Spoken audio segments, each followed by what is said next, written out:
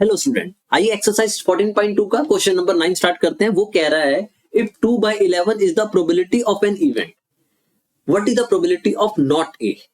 तो हमें गिवन है एक इवेंट की प्रोबेबिलिटी। सबसे पहले जो गिवन चीज है उसको लिख लिया करो। तो हमें प्रोबेबिलिटी ऑफ इवेंट ए, इसको हम ए कह देते हैं क्योंकि हमें नॉट ए निकालना है, वो दी हुई है 2/11।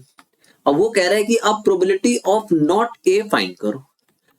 राइट, अब हमें पता है कि टोटल प्रोबेबिलिटी दोनों की 1 होती है। अगर आपने मेरा इंट्रोडक्शन वाला देखा, उसमें फॉर्मूला लिस्ट थी, उसमें आपको इसका फॉर्मूला लिखाया था। वो कहता है कि probability of A plus probability of not A is equal to 1।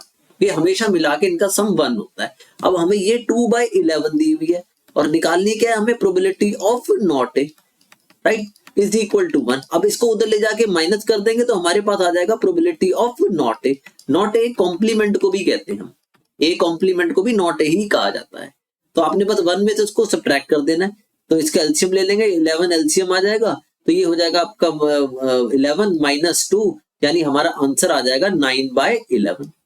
तो आपको ये फॉर्मूला पता होना चाहिए। इसके लिए फॉर्मूला लिस्ट मैंने आपको सारे फॉर्मूले बताए हुए हैं उसके प्रोबेबिलिटी के, तो आप वहां से देख सकते हो। ठीक है, अगर कोई डाउट आए तो आप कमेंट करके पूछ लेना, otherwise please share and subscribe the channel. Thank you.